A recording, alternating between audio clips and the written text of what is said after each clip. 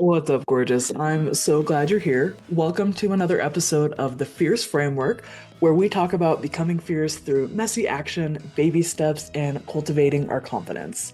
I'm your host, Mary Beth. I'm a self diagnosed ADHD entrepreneur with a vision to see more women break out of the mold society tells us we're supposed to fit into and start living lives that we're excited about. My goal is to help other neurospicy entrepreneurs work sustainability and individuality into your business so that your business works for you and supports a life that lights you up. So I hope you find encouragement and inspiration in these episodes. Let's get into it. What's up, gorgeous? I'm so glad you're here. Welcome to another episode of the Fierce Framework podcast. I want to dig into basically giving yourself what you need in this episode. We've been talking a lot about empowering ourselves and figuring out like how to get yourself to do the things that you want to do and how to basically empower you to complete the tasks that are going to get you closer to your goal, closer to making those dreams come true, closer to where you want to be in life. And the other side of that coin is making sure that you get what you need in order to keep doing the things, right? Like we have to pour into ourselves, we have to nurture ourselves, and we have to make sure that like we have the fuel to keep going in order to be able to keep accomplishing those things and keep going along that path, right? So I want to start kind of basic here with like we have to accept or you're going to have an easier time when you're able to accept that you have needs and that's okay. For a long time, I struggled with feeling like having needs made me needy in like a bad way. And that is just simply not the truth. Like all living things have needs. All humans have needs. Like we all just need things to survive. We're not um self-sufficient in the sense that like we never need input, right? You might be self-sufficient in the sense that like you can meet your needs, but we're not robots, okay? That's what it's good. That's what this thought process is boiling down to. We are human beings. We need things. One of the analogies I like is thinking of yourself as like a complicated house plant, right? When we're talking about like self-care and needing sunlight and water and food, like we're basically just complicated houseplants. But even just a houseplant has needs, right? And it requires care and it requires nourishment and nutrients and nurturing, right? And so the fact that we also need those things should come as no surprise. And so I want to start with just accepting the fact that you're allowed to have needs. That's totally normal. It's part of the human experience. And having needs doesn't make you needy in like a negative labeling type of way. Okay. It is a normal thing.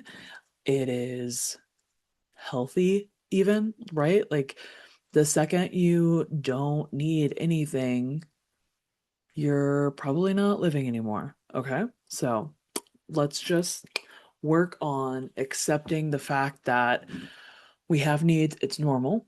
Okay. And additionally, like, I think, at least for me, right, I put so much energy into like, beating myself up over thinking that like I shouldn't need things or I should need less or just like trying to go without so I didn't need to inconvenience anyone or take anything that anyone else might eventually need themselves or have use for, or just trying to get by with less because I didn't feel like I should be allowed to have needs. All of those things are like, it's working against just the normal like nature of being a human. Okay. So my life greatly improved and I'm still working on it, but when I accepted the fact that having needs is human and it's okay and it's a normal thing and it's not because there's something wrong with me or I'm broken or I'm so needy, like it's just a normal part of life. And so for me, and what do I want to encourage you is accepting that instead of having that constant struggle or trying to find ways to cut corners to get around like having needs and thinking that you don't or appearing that you don't or all those things is like, what if we could just accept that we have needs and it's okay and it's normal and we're allowed to have them?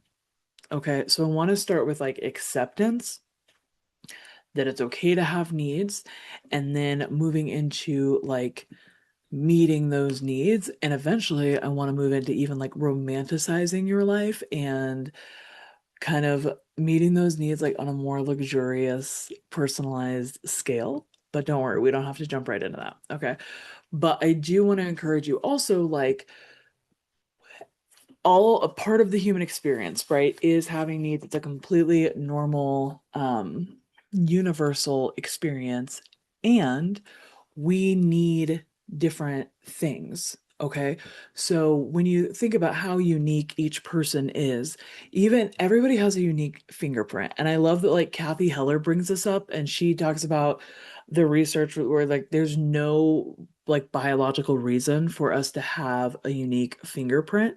It's literally just like an artistic touch from the creator that like we're all just unique and we all have different fingerprints, even though there's no like biological advantage. Like there's no reason for it except for that like uniqueness and individuality matters on a certain level, right? From the creator standpoint.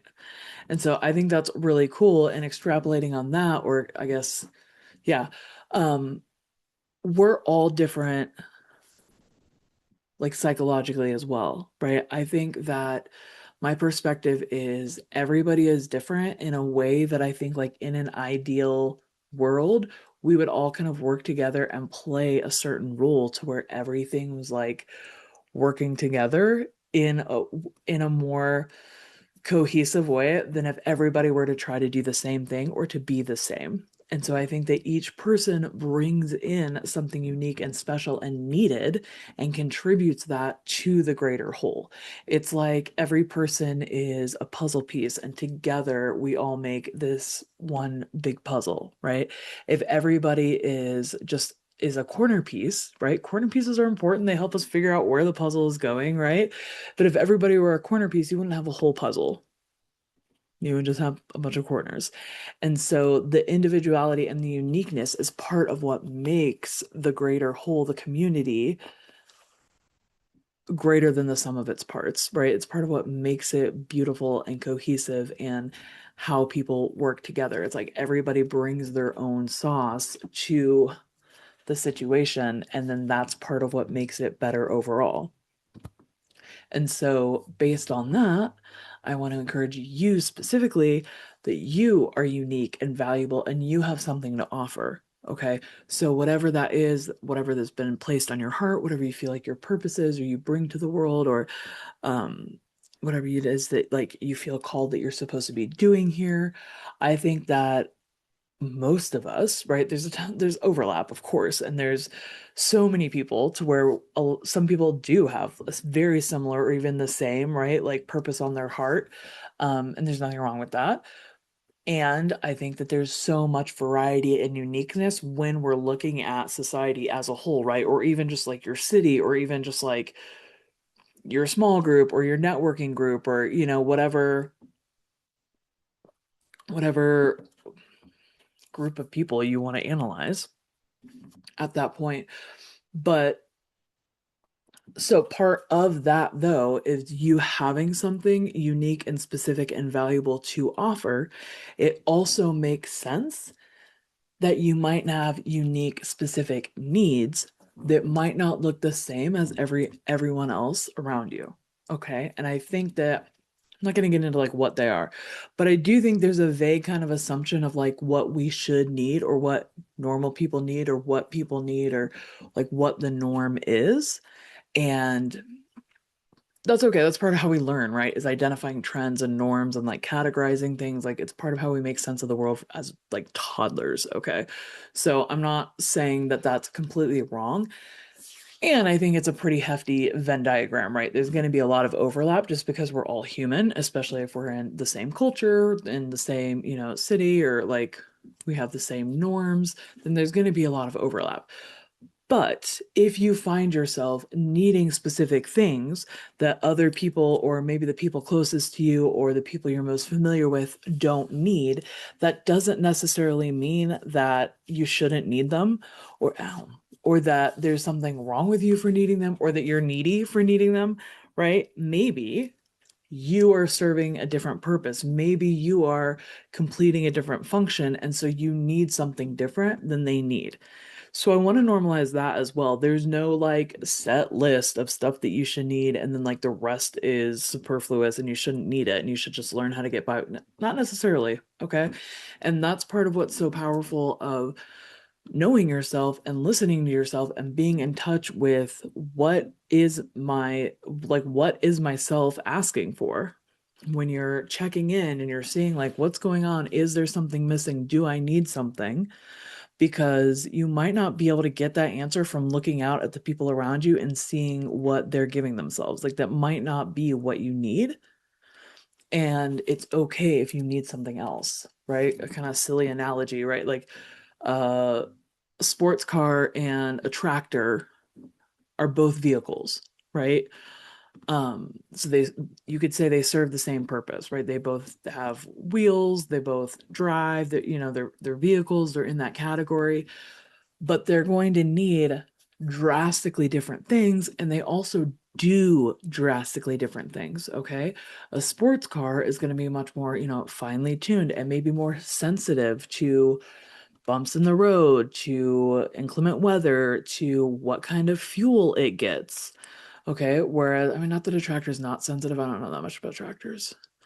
But like a tractor is probably going to be a little bit more durable, like and less bothered by inclement weather. And with those big wheels, it's going to do much better over uneven ground. Whereas a sports car isn't going to do as well in those types of things. But also, a sports car is going to do so much better in a race, right? Than a tractor is going to do.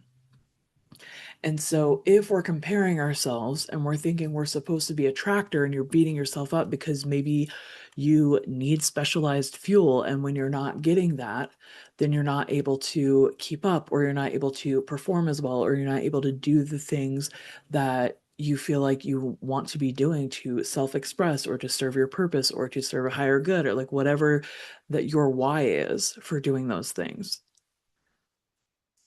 And that's okay. You're going to need different things because you're built for a different reason and you have a different calling and you're doing something different than a lot of the people around you.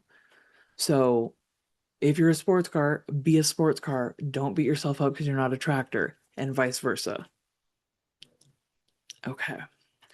I also want to remind you too, like you are worth investing in. And I think a lot of why this is so easy to overlook is because we aren't encouraged to dig into what it is that we may have to contribute.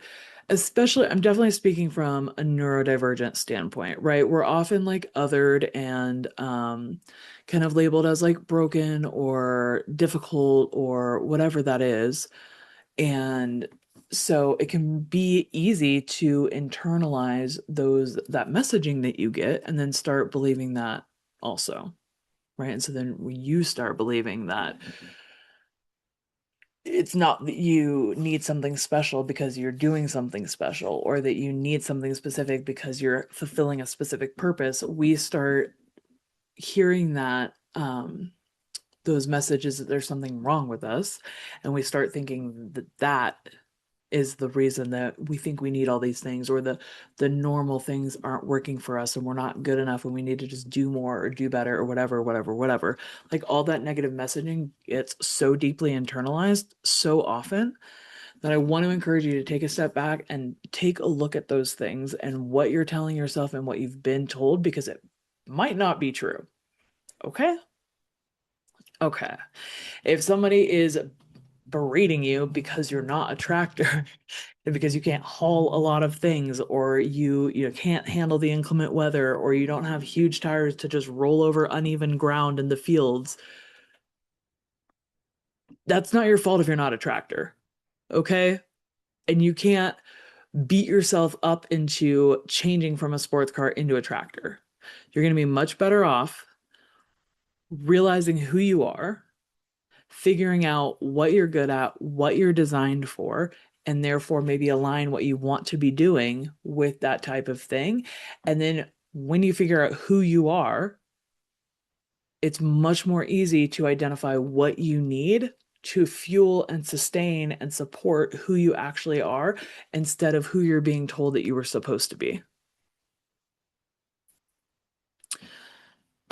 Okay. So I want to encourage us, don't suffer just to suffer. There's so many times when we're like beating ourselves up, we're trying to be someone else or think that we should need something else or need less because that's the norm or that's what somebody else is doing or no, no, no, no, no, or even just like going without having our needs met because having needs makes us feel needy. And so we want to ignore our needs because that makes us not feel needy. It's it's not going to get you anywhere. It's basically malnourishing yourself. It's not a long-term strategy. It's not sustainable. So, starting from the top of the episode, right, I want to encourage us to accept the fact that we have needs and that's totally normal, and then make progress on how can I get those needs met? What do I need? When you're identifying what you need, accept you have needs, identify what you need, and then give yourself what you need, right? If you don't accept that you have needs, you're going to have a hard time figuring out what you need and giving it to yourself. If you don't know what you need, it's like throwing spaghetti at a wall. Like some stuff might stick and that's great and it's better than not trying. But if you take a chance, take a second to kind of check in and figure out what is it that I need here, then you're much more likely to be able to identify that and give it to yourself. Along the lines of accepting that we are different than other people, I know being different and being unique can be really difficult. And it's like there's a bunch of different sayings around it, right? It's like the squeaky wheel gets the grease. That's like a positive connotation, right? But then it's like I don't know, the like tall nail gets the hammer or something. And I think like with neurodivergence, that happened to us a lot, right? We stand out and we got pounded down a lot. And we stood out and we got pounded down like a nail and a hammer, right? And maybe everybody else was at a different level and we were over here popping around or whatever, and we got pounded down and pounded down. But now that we're adults, we have much more say about our environment and the nourishing or unnourishing atmosphere that we create around us, right? We have much more say into who we allow to speak into us, into the things that we feed ourselves, both mentally, physically, emotionally, right? Because we're very good at ruminating and going down rabbit holes and this, that, and the other. But we're also very good at oftentimes at noticing things, beauty, music, um, beauty a lot that other people don't notice, like cool patterns, interesting things that maybe other people wouldn't notice. And so I want to encourage us too, like, there's a positive side to all those things that might have been considered negative, right? When we can ruminate, we can also notice good things and we can solve problems. It's like a seesaw, right? And I think that the negative qualities balance out with the positive qualities most of the time. And some of that can be balanced out by choosing where our attention goes. So something that I struggle with a lot, just like being super sensitive, is I feel negative feelings very deeply, very strongly, and I'm very comfortable with them. Like I'm just a sad girly. And that's fine. I actually love that about me. I consider myself like very deep emotionally. One of the things that was so helpful for me though is realizing that I also have that depth of emotion with positive emotions. I can cry over something beautiful, just like I can cry over something sad. So when I realized that I had that capability, that I had that capacity, then when I searched out positive things, I was more easily able to find them because I was looking and I knew that I had that capacity, right? There's been times when I'm just like driving in my car with the music on and the windows down and I'm like overwhelmed. It's bringing tears to my eyes, like literally. I'm overwhelmed with just a sense of like how happy I am in that moment and like how satisfied I am with life. Like literally, I'm blinking away tears. How satisfied I am with life and just like a deep, deep contentedness driving down the road. Okay. And so I'm hoping, and I believe that like most of us have this capacity where it's like we have the same capacity for um positivity seems so shallow. Joy seems like too specific. But for like good, quote unquote, good emotions, emotions that nurture us, experiences that nurture us, things that we notice that nurture us and lift us up, we have the same capacity for the positive in that sense that we do for the negative. I think just so often we have been conditioned and we've gotten a lot of experience and practice being in the negative and in the depth of emotion, like with those hard emotions, right? But I also believe that most of us, and of course, like, I don't want to be like super ableist, right? We're not all in the same boat. There's different situations that people are in. But I think a lot of us, more than might be aware, also have that capacity for the positive and like uplifting things that are going to like nurture and really like sustain us on an emotional, psychological level. It's got way more niche than I meant it to be. In case you didn't notice, I'm in like a weird headspace today, so welcome to the party. My point of going down that rabbit hole of allowing yourself, accepting yourself to be different, allowing yourself to be different, is I want to encourage you with the like the nail and hammer example that I was giving, what I was trying to get to, and here we are, so we got there, is basically dimming your light doesn't make anybody else shine brighter. It just makes the room dark. And I think that like I see this so often when we're starting to like rediscover our spark or find our spark, or we get really enthusiastic or excited or happy about something and we start running with it and we start digging into something that lights us up, or we want to share about something we're really excited about. And then we see the reactions of others, and maybe people are shutting down, or they're trying to get us to shut down, or they're trying to get us to be quiet or more contained, or like they want to dim your light because you're making them uncomfortable. And I want to encourage you, don't dim your light. For a long time, and a lot of people I met, like we hold ourselves back and we try to make ourselves smaller and quieter and dimmer because we don't want to encroach on the people around us. And that comes from a really good place. That comes from consideration. It comes from care of other people. And I don't want it to sound like I'm saying there's no room for consideration. But I want to encourage us that being so proactive and shrinking ourselves and dimming our light is not going to make someone else shine brighter. They most likely have their own journey that they need to be going on, and yes, they might be upset by your light. You might be bothering them. They might need some sunglasses, okay? But the answer is not dimming your light. In fact, when you do shine, when you do start taking up space, when you do start expressing yourself, when you do start pursuing those things that light you up and make you actually want to be on this earth, it might annoy some people who have been stuck in the status quo, just like you and I were not that long ago, right? We were there, we get it.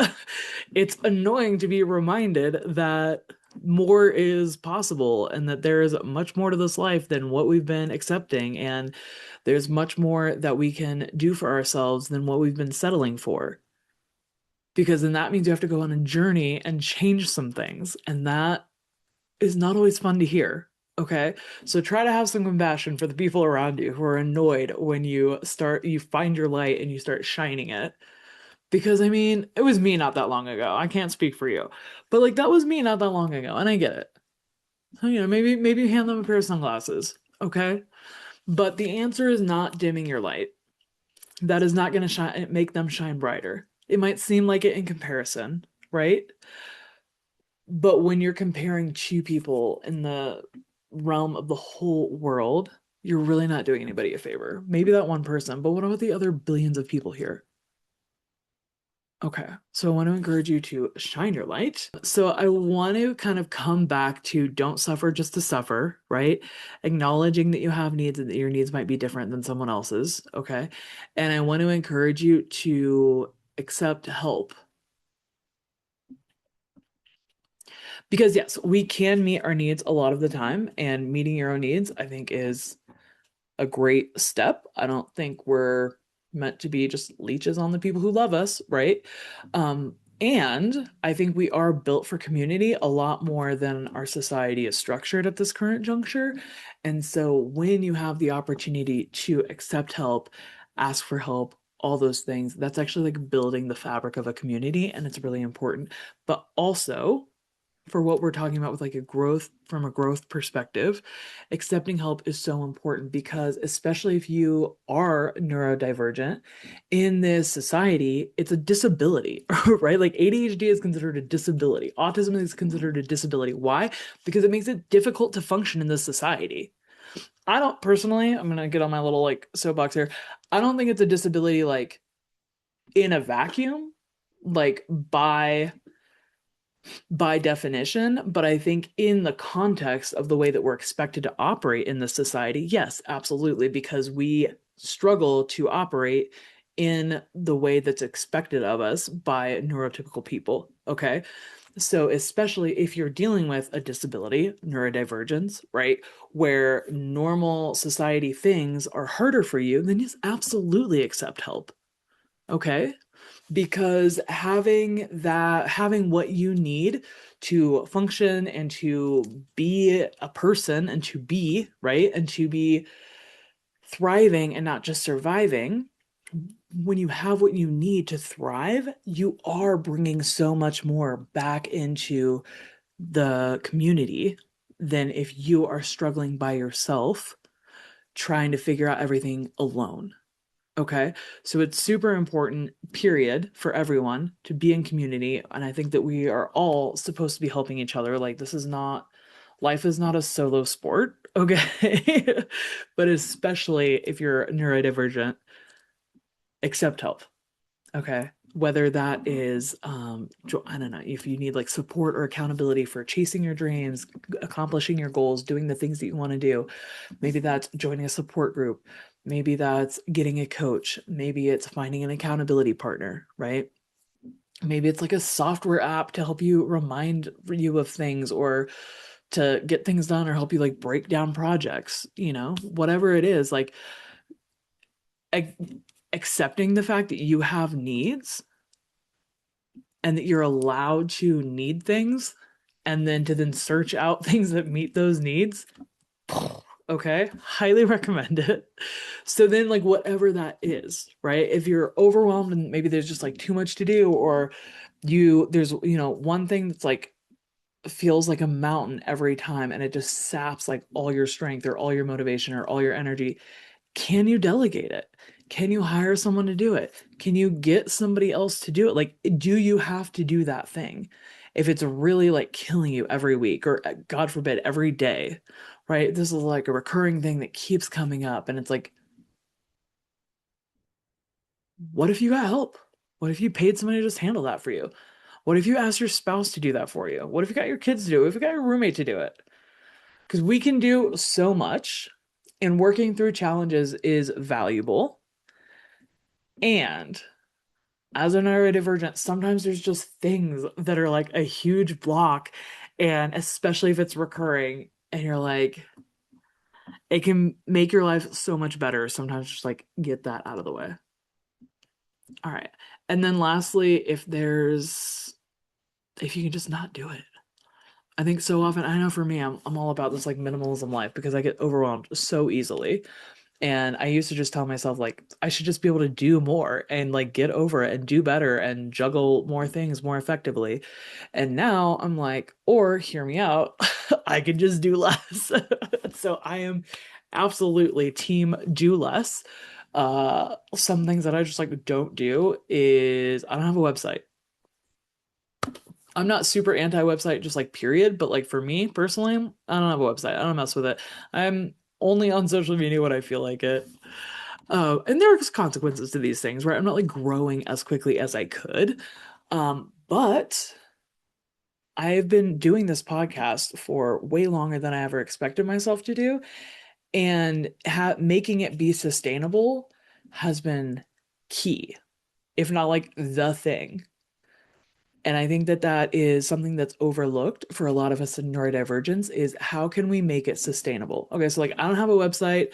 I finally got business cards, never use them. Okay. Also as someone who like hates holding like paper, I'm like, just let me just follow you on Instagram. Like, why are you giving me a business card? That's crazy. So things like that. If you're not a business card person, you don't need business cards.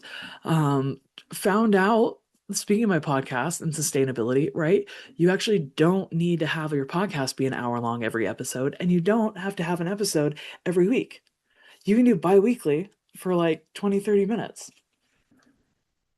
There's no podcast police. That's gonna okay. So those are just a couple examples from my life of like where I just don't do things and I just do less.